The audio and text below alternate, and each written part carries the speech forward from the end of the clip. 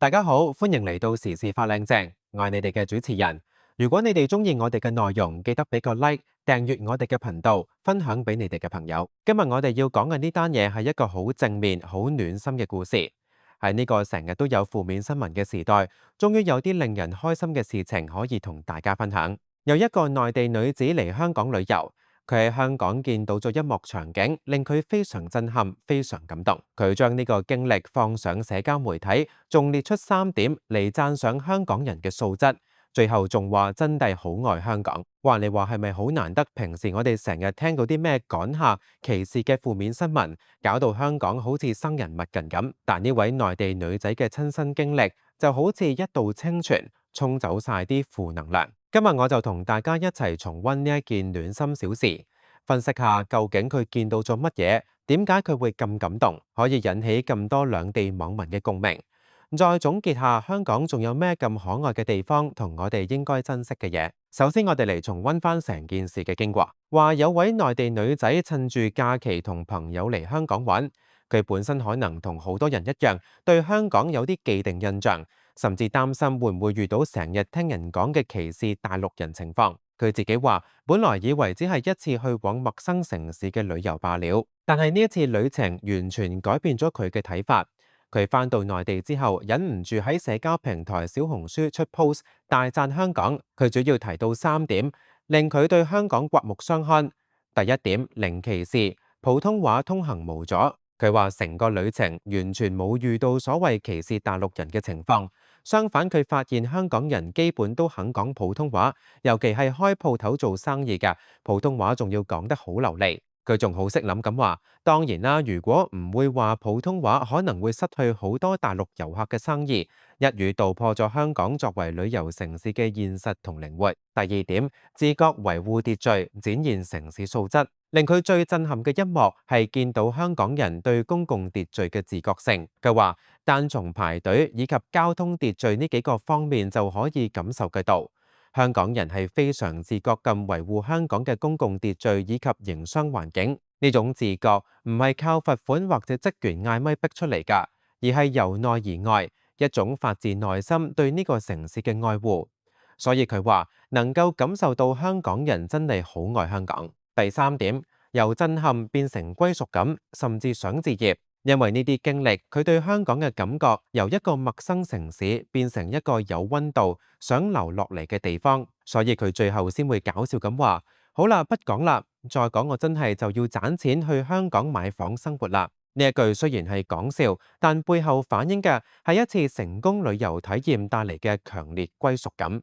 女事主最後仲話真係好愛香港，表達咗佢對香港嘅好感。呢種正面嘅評價對於香港嚟講係一種肯定。喺今時今日，香港喺國際上面嘅形象可能受到一啲影響，有呢種正面嘅聲音係好重要㗎。好啦，事件重溫完，我哋嚟分析下點解一篇睇落好個人感受嘅遊記會引起咁多關注，仲要令到兩地網民都有共鳴。首先，我哋嚟講下香港人嘅優良傳統排隊文化。香港人好識排隊，呢個係出名㗎。喺巴士站，你會見到人們整整齊齊咁排成一條隊；喺茶餐廳，你會見到人們耐心咁等位；喺超市收銀處，你會見到人們按順序排隊俾錢。呢種排隊文化反映咗香港人對秩序嘅尊重，亦都係對其他人嘅尊重。你唔打尖，我唔打尖，大家都公平。守法精神，香港人普遍都有守法精神。過馬路會等綠燈，泊車會遵守規則，做生意會依法經營。呢種守法精神令到香港成為一個相對安全、有秩序嘅城市。專業態度，無論係做乜嘢行業，香港人都傾向於用專業嘅態度去做。醫生專業咁睇病，律師專業咁處理案件，服務員專業咁服務客人。呢一種專業態度係香港成功嘅一個重要因素。勤奮努力。香港人好勤奮，願意付出努力去追求更好嘅生活。呢種拼搏精神令到香港由一個小漁村發展成為國際大都會。呢啲優良傳統係香港人幾代人累積落嚟㗎，係我哋應該珍惜同傳承㗎。第二個角度，我哋嚟睇下外人眼中嘅香港係點樣嘅，同其他地方嘅對比。當遊客嚟到香港，佢哋會自然地將香港同自己嘅家鄉或者去過嘅其他地方作比較。如果佢哋嚟自一啲秩序比較混亂、公德心比較差嘅地方，佢哋會特別欣賞香港嘅秩序同整潔。如果佢哋嚟自一啲服務態度比較差嘅地方，佢哋會特別欣賞香港嘅服務質素。如果佢哋嚟自一啲安全問題比較嚴重嘅地方，佢哋會特別欣賞香港嘅安全。呢位內地女子嘅反應可能就係基於呢種比較，佢見到香港同佢熟悉嘅地方有所不同，呢種不同令佢印象深刻。當局者迷，旁觀者清。有時我哋香港人可能會覺得呢啲嘢好平常、好普通，甚至會對自己嘅城市有好多不滿。但係喺外人眼中，香港可能仲係有好多值得讚賞嘅地方。呢個叫做當局者迷，旁觀者清。我哋身處其中，可能睇唔到自己嘅優點，但係外人用新鮮嘅眼光嚟睇，反而會發現呢啲優點。第三個角度，我哋嚟講下正面聲音嘅重要性。負面新聞充斥，喺今時今日，無論係傳統媒體定係社交媒體，負面新聞都係佔大多數㗎。壞消息、爭議、衝突、災難呢啲嘢更加容易吸引眼球，獲得點擊。結果就係我哋每日都被負面消息包圍，可能會覺得呢個世界好差，呢個社會好壞，呢個城市好唔得。正面故事嘅價值喺呢種環境之下，正面嘅故事就顯得特別珍貴。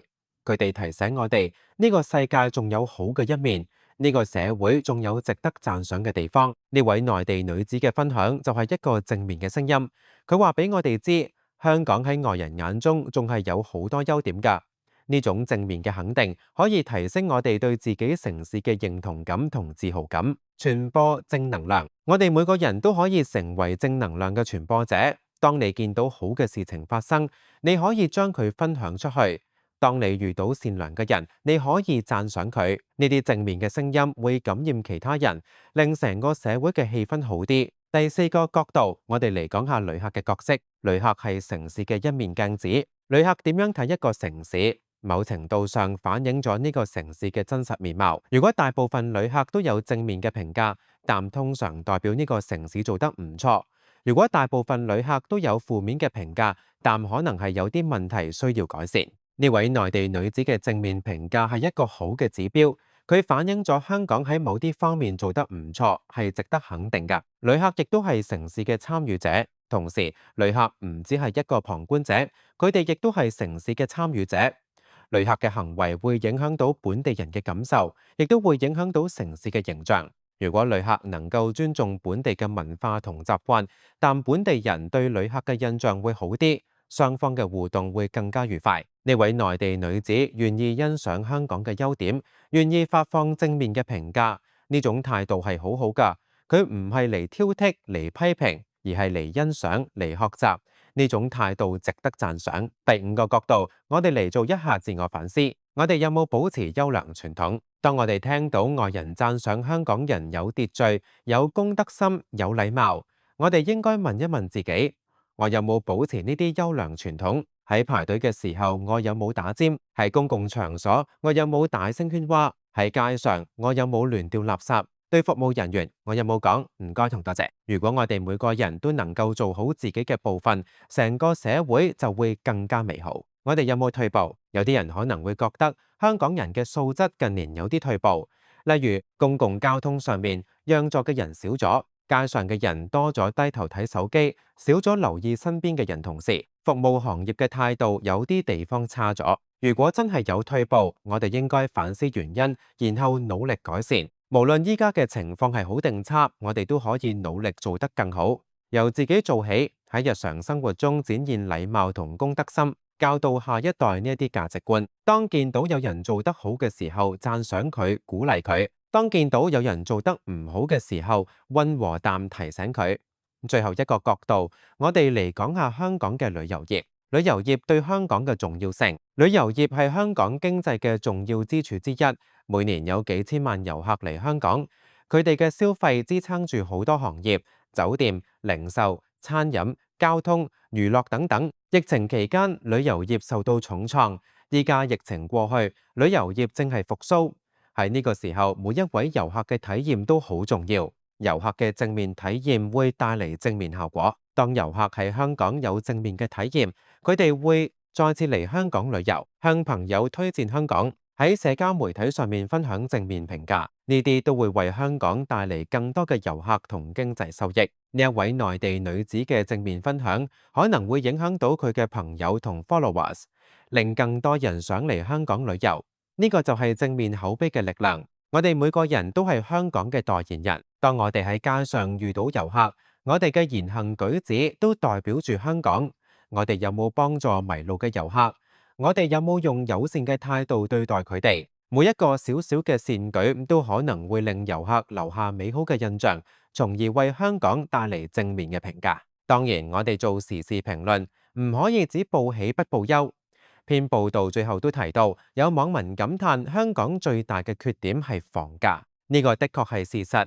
樓價貴、居住環境擠迫係好多香港人嘅痛，亦都係影響生活質素嘅最大因素。但係正正因為我哋有呢個最大缺點，先更突顯出我哋喺有限嘅空間同資源下，依然努力維持住高水平嘅公共秩序同社會素質，係幾咁難能可貴。有啲嘢係用錢買唔到㗎。例如公民教育、社會嘅自律文化、人與人之間嘅邊界感同尊重，呢啲軟實力先至係一個城市真正嘅魅力所在。講到尾，今日呢單新聞俾到我哋幾個好重要嘅啟示：做好自己就係最好嘅宣傳。我哋成日話要振興旅遊業，要吸引人嚟，與其使幾多錢賣廣告，不如由最基本做起，保持街道乾淨，排隊唔打尖，對人客氣有禮貌。呢啲看似微不足道嘅小事，就係旅客感受一個城市最直接嘅方式。你一個友善嘅眼神，可能就係佢對香港留下最美麗嘅印象。二，唔好妄自菲薄，我哋嘅優點一直喺度。面對負面新聞，我哋要虛心接受，有則改之。但同時，我哋都要對自己嘅優點有信心。香港人嘅拼搏精神、高效同自律，係我哋嘅核心競爭力。唔係咁容易被取代嘅。三，兩地交流，多一份理解，少一份誤解。呢位內地女嘅經歷，正正示範咗一次美好嘅文化交流。佢帶住開放嘅心嚟，遇到友善嘅人，帶走美好嘅回憶同歸屬感，返到內地再分享出嚟，令更多人對香港改觀。呢種良性循環就係我哋最想見到嘅。無論係內地朋友嚟香港，定係香港朋友上內地，只要多一份同理心，多一份尊重，自然就會少一份誤解，多一份和諧。所以話香港仲有好多寶藏等緊人發掘，而我哋每一個香港人就係呢個城市最大嘅寶藏同守護者。只要我哋繼續保持呢份對香港嘅愛，繼續自覺維護我哋嘅家園，我相信香港嘅魅力一定會繼續閃耀，吸引更多好似呢位內地女仔咁真心欣賞我哋嘅朋友。好啦，今日嘅時事快靚正就講到呢度。對於有內地女激讚香港真係好愛，你又有咩睇法呢？你覺得香港最令你自豪嘅係咩？或者你又有冇類似感動嘅經歷？歡迎喺留言區話俾我哋知，一齊分享香港嘅美好。多謝大家收睇時事快靚正，我哋下次再見，拜拜。